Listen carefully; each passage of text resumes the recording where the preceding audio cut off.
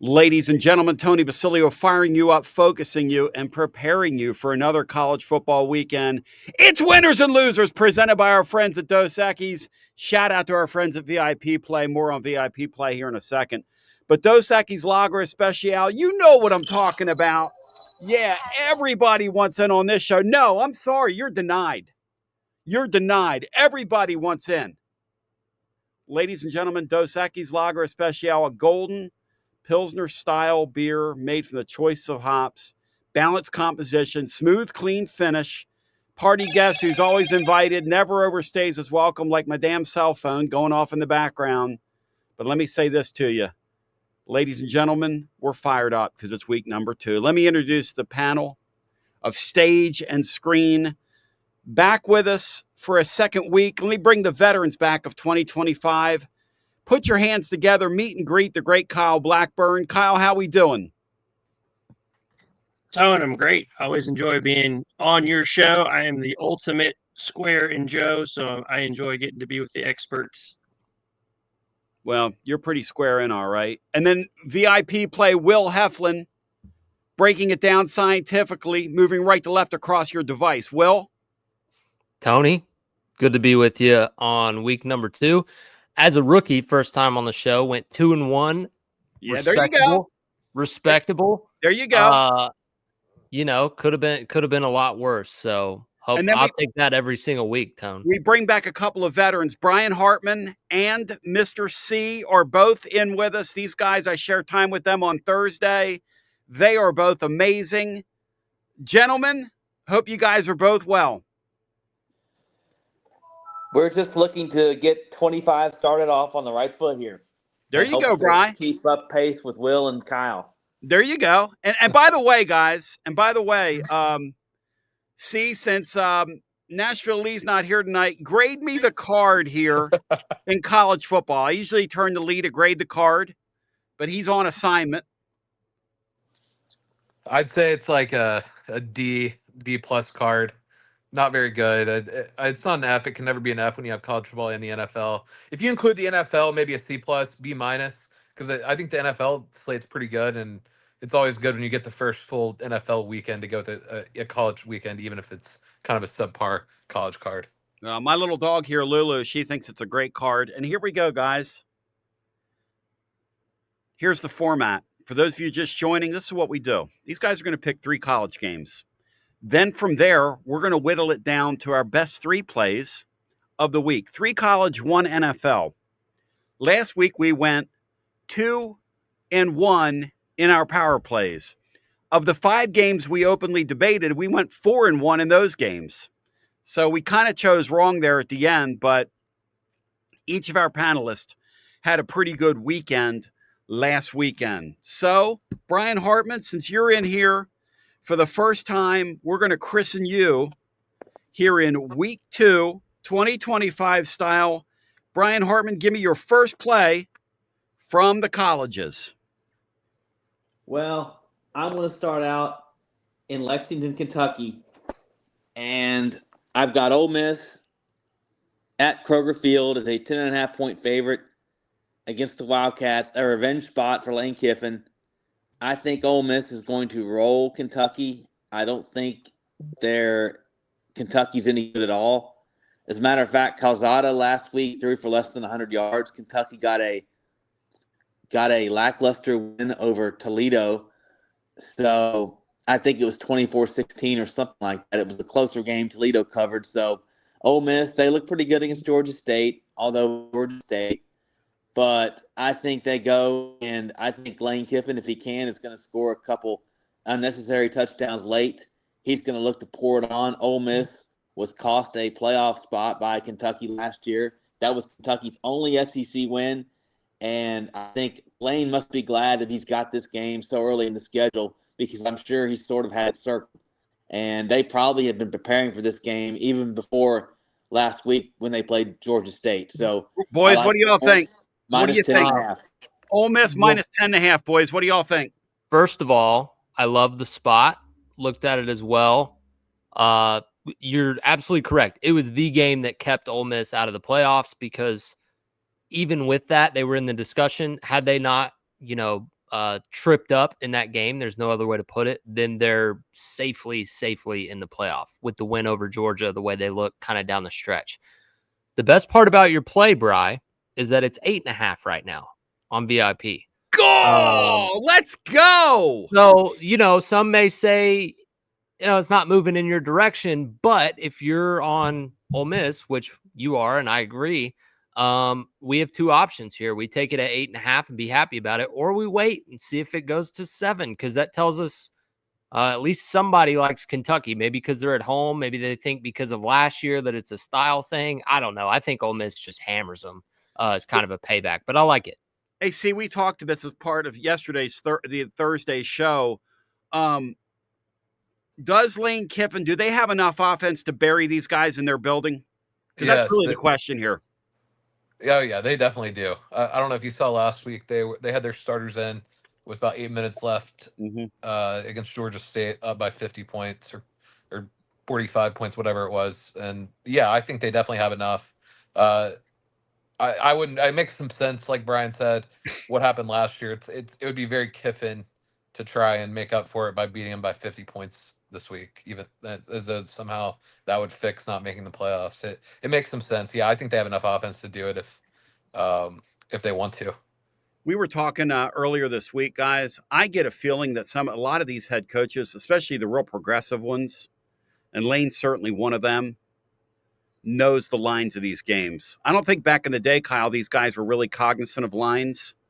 I think now these guys know exactly what the line is and want to please the home folk. They want to cover and please the home folk. I agree with you, Tony. I would say the one counter which made me hesitate a little bit on taking Ole Miss, I did, is Stoops is the dean of SEC coaches. He knows this is coming, so he's probably going to do everything he can game plan wise to keep this from getting out of hand, which probably means he's going to try to shorten the game. He's been a master at it not being his fault the past couple of seasons, so I wouldn't be shocked to see them do what they can to limit possessions and just try to keep the thing from getting out of control. He's a smart coach in that regard. So, see, go ahead, Brian. You're on alert right now. It sounds like our panel likes that. You're on alert right now. You could have a power play there. See, give me your first play from the colleges. I don't think you're going to want to put this as a power play, Tony. We talked about this on the Daily Show. If you say that damn Baylor game, so help me God, I'm going to snap on you. Yeah, we're going to go Baylor. I know this is down to 2.5. I'd like to get 3. I don't think it's going to come. It was 4 earlier in the week. I felt better, but I think Baylor's going to win this game straight up. They're playing here SMU. Baylor last week against Auburn seemed to be very, very, very cognizant of Auburn's receivers, and Baylor had a couple of injuries in the secondary and just seemed to sell out to stop the pass and totally gave up on the run. And Auburn obviously just took what they gave them, didn't pass the ball really at all, and they had a kick return for a touchdown in that game as well that kind of broke it open. Baylor, I thought Baylor looked fine offensively. They had a couple drives inside the 20 where they came away with 0 points because Aranda was uber aggressive in that game. I guess kind of thinking they didn't have a chance to stop Auburn, so they were trying to get 7 every time they could. SMU, Baylor is a little bit healthier in the secondary this week compared to last week, so they should be able to give a little bit more attention to the run game, but I don't think they'll need to. SMU is basically going to run the ball half the time as much as Auburn did last week. They don't really have a very good running game. I think Baylor matches up better, and I think they should be able to move the ball pretty much at will on this SMU defense. Obviously, the market has gone in agrees with me on this one. With this going from 4.5 to 2.5, so I like the bet. I think it's a good bounce back spot for Baylor. SMU, obviously coming off the playoffs, kind of a team I'm selling a lot this year. I'm going to look to sell a lot. But yeah, I think Baylor probably wins this game straight up. But if you can get a field goal, I really like it. I don't know if the field goal is going to come. Right now, it's 2.5. All right, let's move along here because I'm not even going to ask the panel what they think of that game. You're not playing. I'm not putting my name on that. So let's move along here. Not that I'm no selling your play there, but Kyle, give me your first play from the colleges. He's trying to trigger me over here early in this thing. Kyle, your first play from the colleges. So I'm going to go to Oklahoma State at Oregon. I got it at minus 28.5. I think it was a minus 29 at VIP. Will can confirm that. I'm going with Oregon on the cover. I know that's a huge line for Power 4 opponents, that caliber per se, but you had the back and forth trash talking with NIL and money between Dan Lanning and Mike Gundy. That's half of that story right there. So I'm going to say see Colorado last year and what Oregon did to them when they got motivated and circled the wagons. I think the other piece to that is the Oklahoma State quarterback, I think, is out. So we playing a backup QB. So I think Oregon can cover this line and absolutely will with Gundy poking the bear. Anybody else have that game on their radar? Fellas, what do y'all think of that? The Lanning thing. Go ahead, Brian. Yeah. 28 Oklahoma right now, State by the way. got, Even flat 28. 28. Yeah, all right. 28. I think they were 3-9 a year ago. They lost all 9 Big 12 games, and I wouldn't want to face a pissed off Dan Lanning in Eugene. And that's what we've got. And Oklahoma State's really struggled lately. Oregon's coming off a playoff, so I think Oregon rolls. I agree with Kyle. I'll never forget Lanning's fiery pregame thing when he said those guys over there are about clicks and we're about hits. And they went out there and beat the absolute hell out of Colorado. That was 2 years ago, guys? Is that right? Or was that last season? I want to say 2 seasons ago, right? Or was that last year? Whatever. No, it was 2 seasons ago because Colorado came back and had a pretty good year. VIP play, Will, your first play, what you have? Yeah, so I'm going to follow a similar, I guess, format to C's first play in fading a playoff team from last year. We're going to go with the home SEC dog in Mississippi State against Arizona State. I'm looking at it at 6.5 right now. If you want to wait for 7, you might get it or just buy the half a point. Typically 15 cents on a significant number to 7. If you got to pay more than that, I'd probably just wait or just take the 6.5. That's what I would personally kind of weigh my options there, but we'll give it out at 6.5. So last year it was a 30-23 game at Arizona State. Shapen looked serviceable against Southern Miss, kind of got going in the second half. Yeah. It's kind of just a classic contrarian play. And Dillingham was talking about how they had to stay an hour and a half away or whatever from the stadium because all the hotels near are casinos. Just, I don't know if he just kind of rubs me the wrong way at times, but it was a good game last year. And that was obviously Arizona State's kind of coming out party to a really elevated program. You got to respect, he's brought him out of the dirt, but I just think the spot, week 2, such a weird week. Just give me the ugly dogs at home. And from a Tennessee perspective, and by the way, we're recording in Knoxville, the fact of the matter is that Tennessee fans will be cheering for Arizona State tomorrow night. This is a huge game. This is a huge game for Mississippi State if they win because it sets them up because they have 2 hoopties before Tennessee and then another night game and an opportunity against a Tennessee team where for Joey Aguilar, that's his first real road game. And if Mississippi State sees undefeated, that thing is an absolute hornet's nest, see? If Mississippi State's undefeated. Yeah, no, I agree. I think I kind of like that play as well. I watched a lot of the Arizona State game on Sunday night, kind of a sicko. Saturday night, kind of a sicko move, and I wasn't super impressed with them. I like that. And like you were saying, I think Tennessee fans should probably be cheering, I guess, for Arizona State, but I think, like Will said, I guess that crossed over the number today to 6.5. Yeah, 6.5. There, I believe it was 7 at times early in the week, but if you want to keep an eye on it, I don't think it's going to go to 6 or 5. I think you can either wait until right before. If it goes up to 7, you could probably grab it or just buy the half point. Yeah, I like that as well. It makes some sense. All right. Guys, let's move along. We're off to a flying start here. Brian, your second play from the colleges. I'm going to go to the group of 5 level and scoop up Navy minus 21.5. They're hosting UAB. UAB's defense is atrocious. Oh. UAB gave up 42 points to something like Central Alabama State or somebody like that last week. Yep. So they're going to Navy. I generally, when a service academy is laying a lot of points, it's probably not the best play in the world when it's that bad of a team. I believe Navy can get that 21.5. I like Navy, even with that hook, to at least win this by more than that. So I'll go Navy minus 21.5 versus UAB. Anybody else have this play on their radar?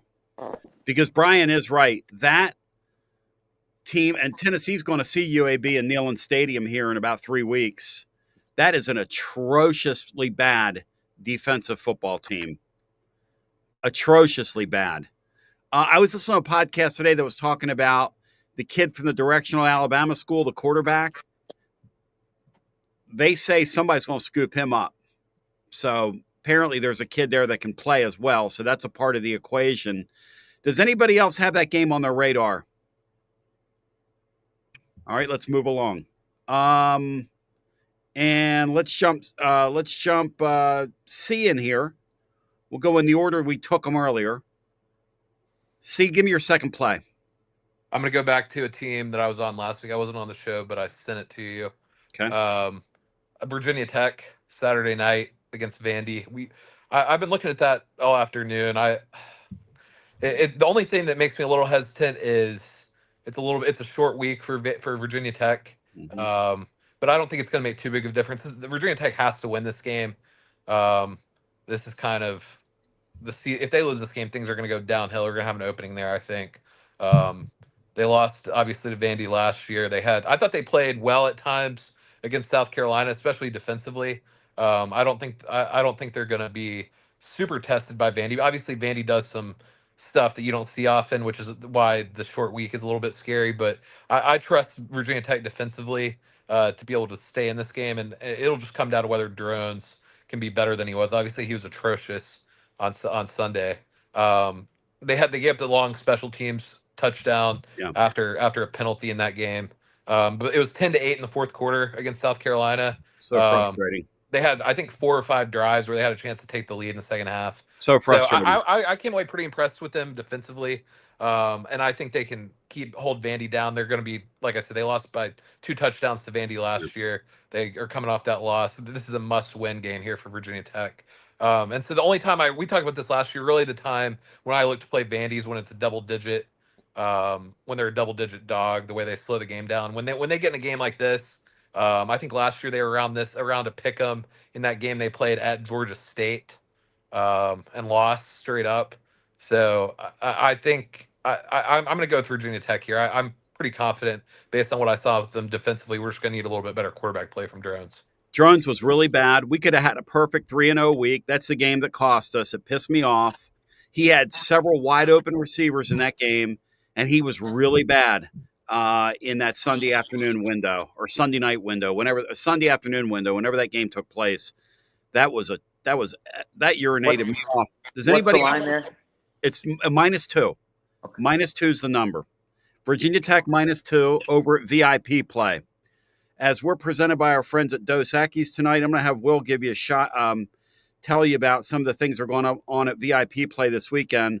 But I want to remind you, Dos Equis Lager Especial, ladies and gentlemen, Golden Pilsner style beer made from the choice of hops, balanced composition, smooth, clean finish. Party guests that, like all great party guests, always invited, never overstays its welcome. Absolutely, whether it's really warm outside or you have a cold sort of or a cooler sort of autumn Saturday and Sunday to celebrate your football weekend, always the right choice. Dos Equis. You will go for Dos, and maybe do it with the tush push if you're like my Philadelphia Eagles. Does anybody else have the Virginia Tech game before we move along? Anybody have that game on their radar, or a thought, Kyle, on Vanderbilt and if they can repeat the magic, your friends in the Music City? I actually had the game, but I chose to take the under at 47.5. Okay. I thought that was a better avenue. I agree with what C was saying. I'm so low. Is Brent Pryce their coach's name? every game that I've happened to watch, he's been underwhelming, as a coach, and they just don't seem to look like they're what we're used to. And it's hard because Virginia Tech is one of those schools, but they make the ACC better. College football's better when they're at least semi-relevant, and especially need them now to push somebody else to push Clemson around a little bit, at least test them. So I just thought there weren't just going to be a ton of points scored in the game. I agree with the defensive play. I think Vanderbilt's going to do exactly what C said, and Virginia Tech's going to kind of keep them at bay. So to me, I thought, the under was the best play. Kyle, you're on the mic. Give me your second play. Hit it. So it was that game. I also was going to parlay it potentially with MTSU and Wisconsin under 46.5. Instead, I'm going to go with the Georgia Southern USC, another big line. USC, I think, was minus 29 to cover. Quietly, they seem to have gotten their offense together. Georgia Southern, was pretty inept once Fresno made some adjustments in week one, outscored them like 29-0 in the second half. I know Southern is staying on the West Coast this week. They didn't even come back. I think USC is going to boat race them by more than 4 touchdowns. And then also I would consider even looking at the under at minus 61, because I think that's going to be like a 45-14 type score. Al, anybody have any thoughts on Kyle's play there? And what was it again, Kyle? Give me the team. Give me the number. So it'd be USC to cover. I think they're minus 29. I'm not sure where they are. Will at this point, but that was when I got it at VIP. It's 29. So I'm done, Tony, because my second pick was Virginia Tech. You can take 2 if you like it, or on the money line. It's kind of moving in your direction there, because it was 1 earlier in the week, so could maybe close at a field goal. We'll see if anything happens right before kickoff. And then my last game was USC. C and I were talking about it last night. I didn't watch a ton of that game, but I did see the final score, and it was a lot. And that's a fun little group, and it's just kind of Lincoln Riley's MO is to just get the style points when he can. And that's a schedule that kind of looks nice. So I'll give C his flowers for making me kind of look into USC. If they can handle business in these first few weeks and go into that Michigan week here in a couple weeks and be in a good spot, then it's a team that could kind of back their way into the playoffs.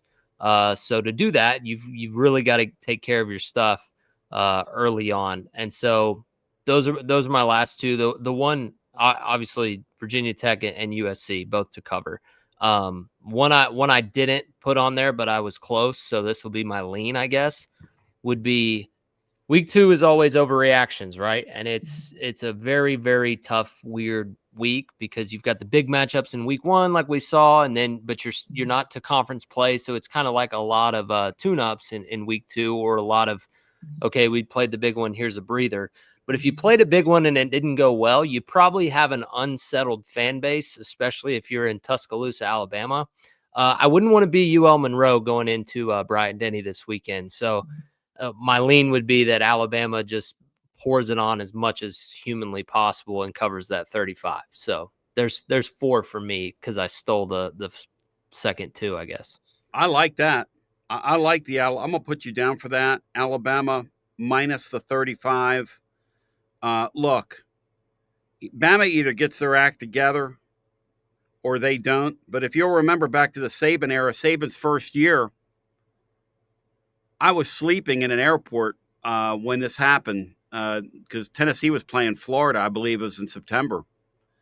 And I think that was Florida weekend, if I remember that correctly. And Saban, for some reason, why do I remember that? Didn't he lose to them, or am I mistaken? He did lose to them, didn't he, in his first year? He did. Yeah, he did. Yeah, I could look like a bozo for this one, but I just think if there was a time to kind of calm the storms a little bit, if you're DeBoer, you need to pour it on this weekend. The question is, when does Alabama introduce the freshmen? That's the real question in their offense. I thought Simpson was okay. They had a lot of drops. Williams had a pretty bad game. He did. It could happen. I think Lee said he thought it probably would happen last week. Yeah. And there were times where Simpson wasn't great, but that was one of those things where they just got punched in the mouth and were kind of shell shocked. So if they're able to flush it, maybe not, but if so, then you could see Russell on down the line a little bit.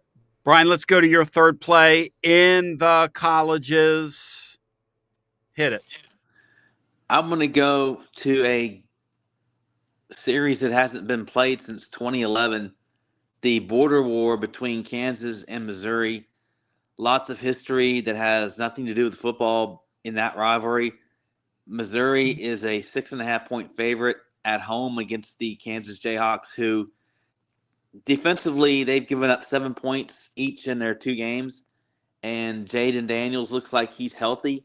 If he can stay that way for a whole year, Kansas could get in the hunt for a Big 12 title and a playoff spot. Lance Leopold against Eli Drinkwitz. I think I kind of like Lance Leopold in that matchup. 6.5 points with Missouri. I don't think I trust them as much. They've got a new quarterback, and Daniels is kind of a veteran. Seems like he's been at Kansas for a long time. So I'm going to go with Kansas catching 6.5 against Missouri in Columbia. You're muted, Tony, but Well, is he on the right side? What do y'all think? I've gone back and forth on this. I thought Bo Perdula, whatever his name is, looked good. Daniels obviously looked awesome. I don't know. I stayed away from it, but honestly, we give Drinkowitz so much crap on your show, and none of us like him. And I think sometimes that clouts our judgment, because if he has any chance of showing out, he's going to, because he's that coach. He's the one who is constantly trying to prove himself and how he carries his brand, how he does everything. That's why I stayed away, because I wanted to take Kansas and agree with Bry, but I picked Missouri on the over on the win total. I think I got it at 7.5, and I think they're getting to 8 somehow. I just think the schedule's easy enough.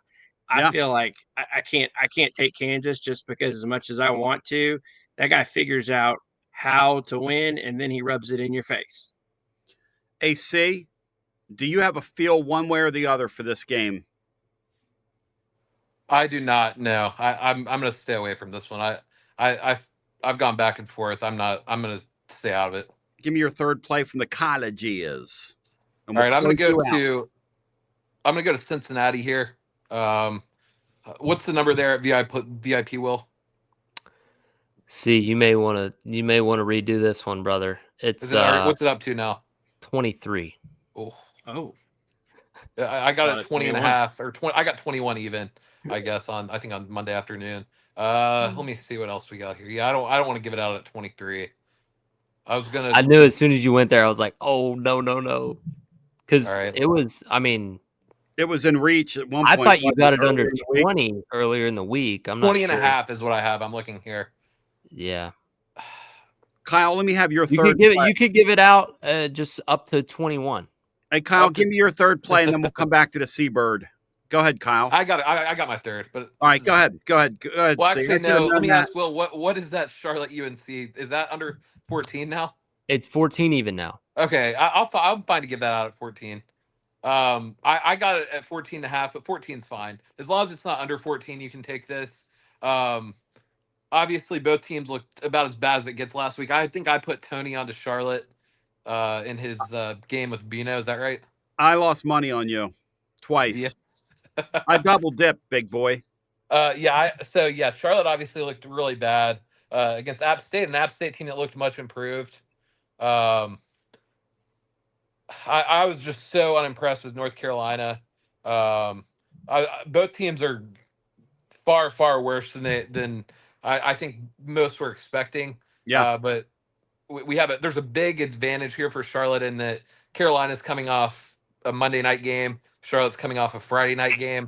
And obviously it's that was a big, big, big disappointment. What happened with North Carolina? I don't think it's as big of an emotional issue with UNC. With Charlotte as it is with UNC. I just am not really sold on North Carolina. I was so unimpressed with what North Carolina was doing just schematically.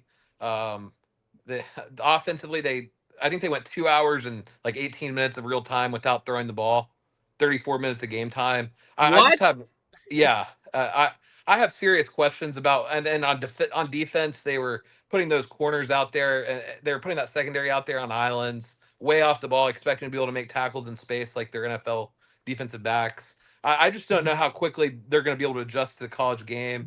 Charlotte, obviously, I don't think Charlotte's as bad as they looked last week. If you're getting over 2 touchdowns, I think North Carolina could end up being one of the worst teams in Power Four based on what I saw.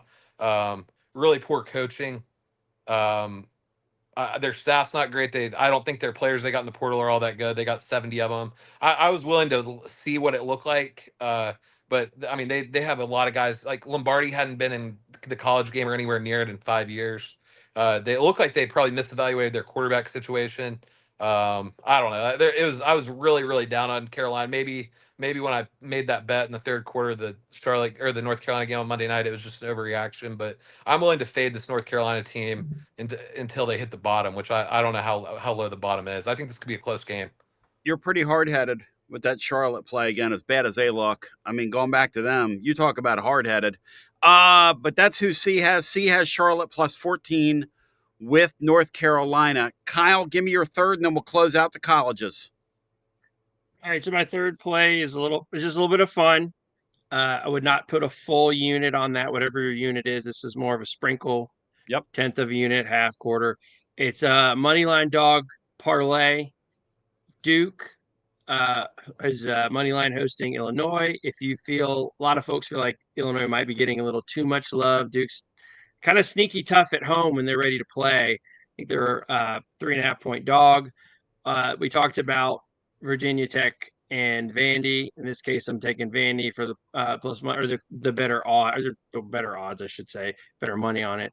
And then the third one is a little bit more of the stretch, but it's going to be that UNLV UCLA game, home dog. Looks like UNLV's got their offense figured out a little bit more. Talk about how UCLA's defense is just bad. You've been harping on it all week. So there's just a path, for the Rebels there. And if so, can we please bring back the Rebel Roller? It is the best, most appropriate turnover celebration prop in the history of college football. Shout out the Rebel Roller. Let's go. Oh my goodness. Let's have an actual slot machine, if you create a turnover. Let's go. The greatest thing in college football. It's unique, and it's also a borderline troll of some of the other turnover props, like our trash can during the Butch Jones era. But those three, that's just a little fun. 3 close lines, and have a little bit of fun with it. Just don't spend your rent money on it. What happened to the props, guys? Why don't we do the props anymore? We don't have the props like we used to. What happened to the props? Too much play well. Too much fun, police.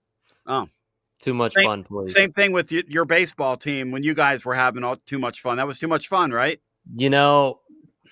Virginia Tech and Tennessee were kind of the main two, right? There was the daddy hat and the jacket, and Virginia Tech's was arguably cooler with Sledgehammer. I mean, that was pretty sick. Sledgehammer was next level. And it didn't bother anybody. Nobody got hurt, but they took it away. So that's a different conversation for a different day.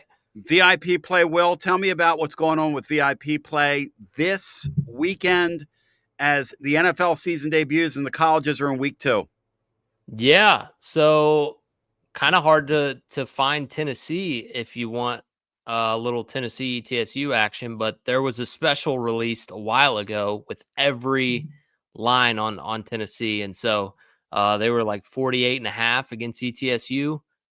Makes sense considering it's a FCS opponent versus a FBS. But Will Healy, who was on the show, very, very sharp guy, got that program going in a good direction, but big talent gap. So if you think Tennessee is going to cover 48.5, then it's there for you. But other than that, there's going to be a lot of stuff going on throughout the weekend, both days, all kinds of boosts, specials, whether it's you or stuff we come up with, there will be plenty of that. Your code is TNTony if you haven't signed up yet. Use code TNTony, help out your boy Tony Basilio, the T to the B. Bet $5, get $100 in bonus bets. for new customers. Got to be in 21 Tennessee. Got to be 21 or older in Tennessee to bet. Got a gambling problem. Yeah, give that out for 1-800-GAMBLER. 1-800-GAMBLER, say. Because you keep taking Baylor and that silly Charlotte team. Good gosh almighty. I was not on Baylor last week. Good gosh almighty. All right, guys, let's go to the NFL. Somebody grade the NFL card. One of you NFL heads. Grade the NFL card for me. A+. It's opening week. There's some good good divisional matchups. Yep. I mean, I don't know what else I could ask for other than red zone without commercials, but that's neither here nor there. All right, let's park on that for a second, guys. Why would ESPN do that? Why would they ruin a good thing? Why couldn't they run like we have a bug up here and you put a sponsor up there and you just keep the action going? Wouldn't the sports public more appreciate that? Why would they take that thing and ruin something that was perfect on television? Would you guys care to explain that to me? I saw Scott Van Pelt yesterday was saying that it was the NFL was pinning it on him. It was the NFL's decision to do it, not ESPN. You believe that? I mean, I don't know. I mean, I think it's just greed. They can get away with it. People aren't going to not watch because of that. No. But see, I'm old enough to remember when cable television, first started. And one of the things they sold you on cable television was no commercials.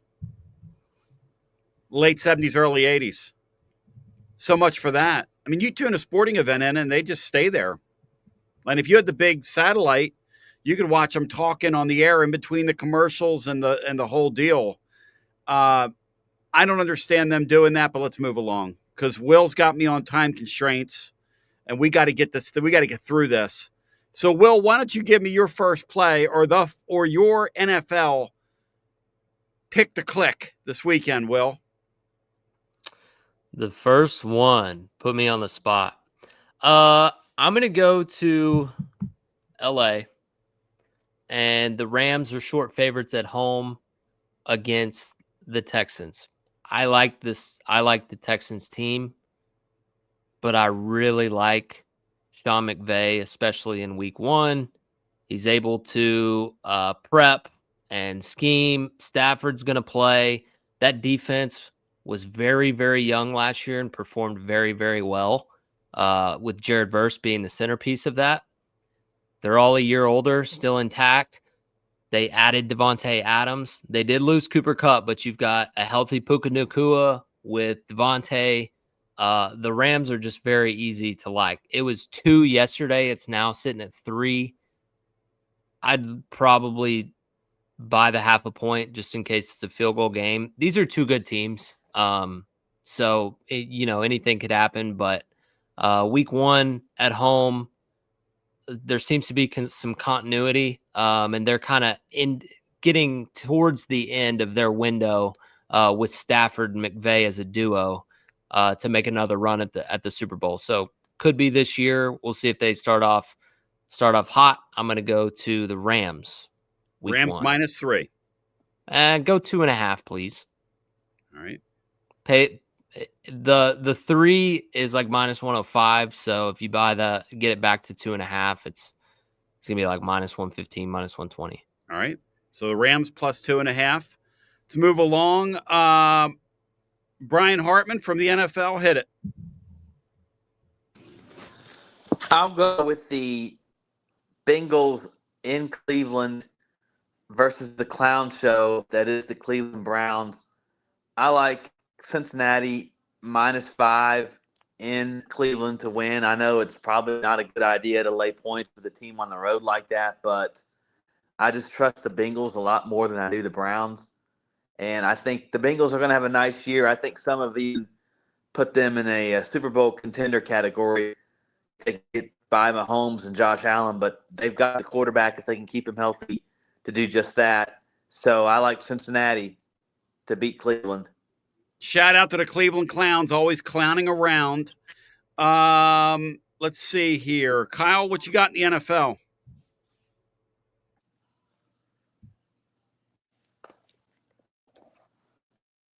There's 17 games. I'm going to fade them every time. Say it again, Kyle. Start from the very beginning. Go ahead. You were off. Go ahead. I'm going to fade the Titans. That's just living here in an emotional play. I'm fading them 17 games of the season. They are plus 8.5 at Denver. They're going to lose that. That's just going to be an automatic fade all year. As far as seriously, it'll go off by the time most of this gets up. But I did do one futures, and Tony, you will not like it, but I did take Jalen Hurts over 19.5 touchdowns passes on the season. That was my one futures play for the NFL. But other than that, if you ask me, I'm gonna fade the Titans all day, every day. I won't even go to the games.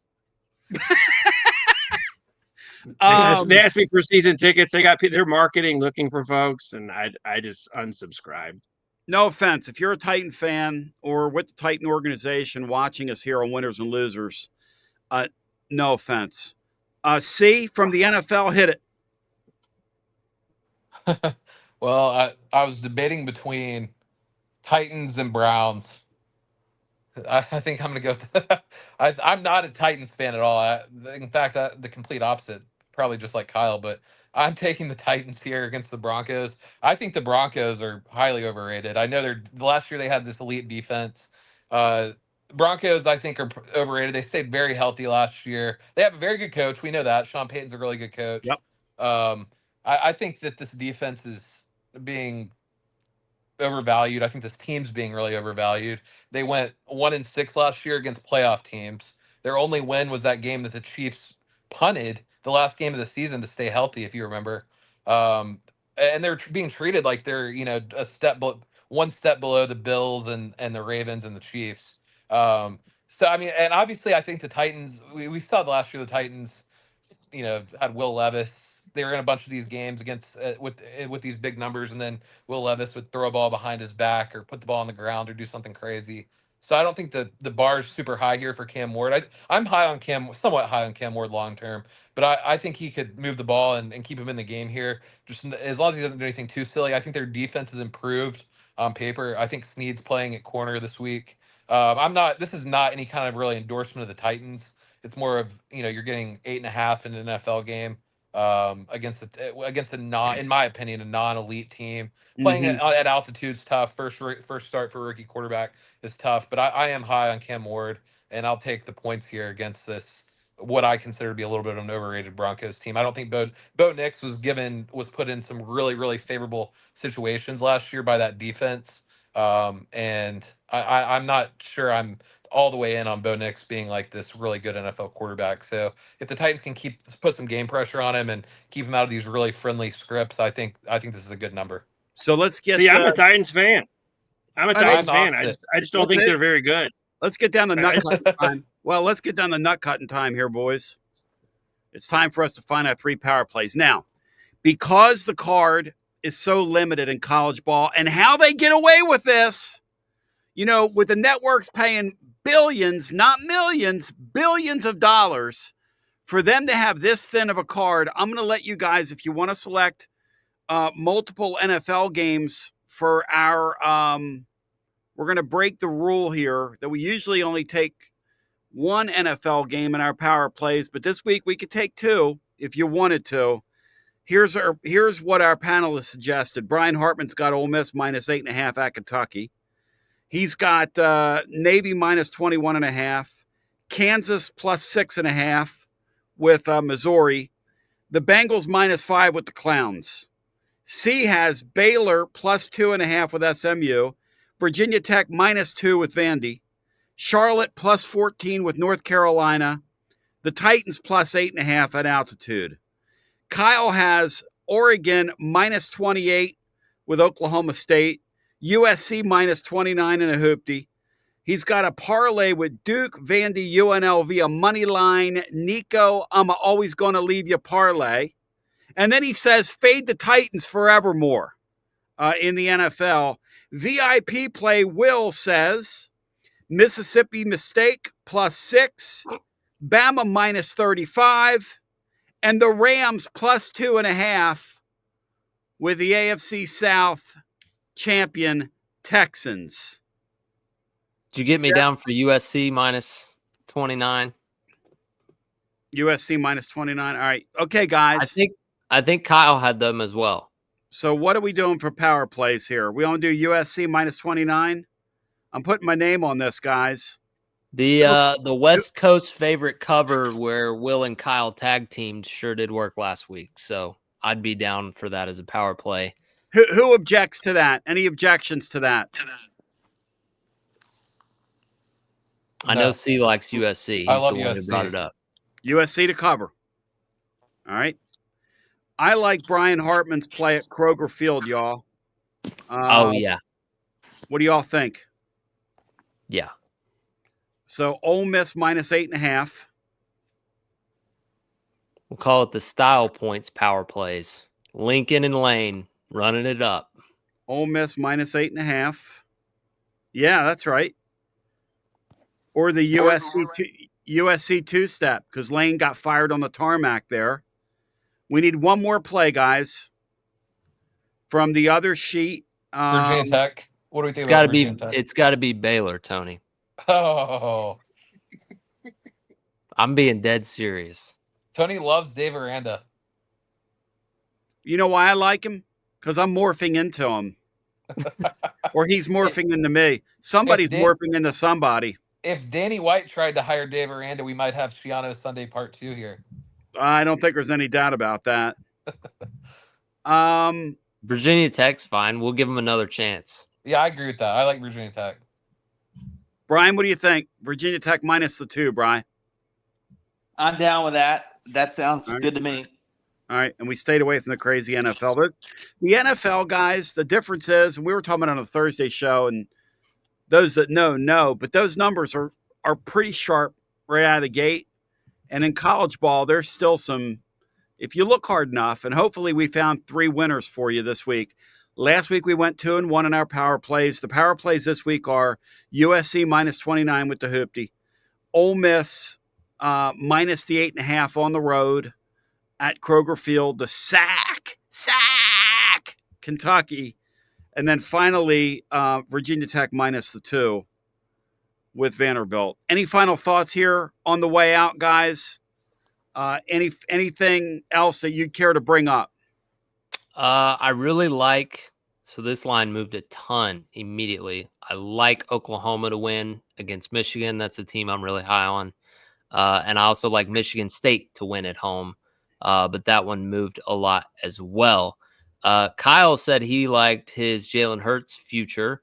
Funny enough, I'm with C that I leaned the Clownies in week 1, stayed away from it. But I love the Bengals to bounce back and make the playoffs. So season long, I'm with Bry. This weekend, I'm with C. All right, here's a pick from the Clone. The Clone wanted to jump in here. Let's see if you guys can hear this. I also love this Jets matchup. Hosting the Steelers. Steelers coaching staff knows him well. Take the under 27.5 passing attempts. My gosh. Okay, he's talking about Justin Fields. Justin Fields under 27.5 passing attempts. Who can feel that? Can anybody feel that? We're just totally no-selling the club. Last year, he jumped in here kind of like that and gave, what was it, C? Do you remember? It was like a Northern bizarre. Colorado. Yeah, I do know what it was. Northern Utah or something like that. It was a Utah team total first quarter against an FCS opponent. And we sat like here. It's Northern Utah or something like that. Cloney, I love you. Cloney, we're going to have to do that without music. Yeah. Okay? I don't want to get tripped. So thanks, Clone. I'm glad you like to play music under your picks. Unfortunately, that ain't gonna work. TR has a bumper request, I like Tony. Phil. Gentlemen, it was fun. Kyle, thank you. Brian, thank you. C, thank you. VIP play Will, thank you. Dos Equis, thank you. Go for Dos Equis. Check out my boys at VIP play as well this weekend. They're going to make the football weekend a lot of fun. In the colleges, in the pros, it's going to be a lot of fun. So go for Dos. Hang out with my boys at VIP play. It's been a really fun time being with you on week 2. Best of luck to you. and let's enjoy the college football weekend. Thanks, guys. Oh, and if I haven't said it, go Vols. Peace. We'll talk to you tomorrow after the East Tennessee State brawl for it all in Neyland Stadium. Peace.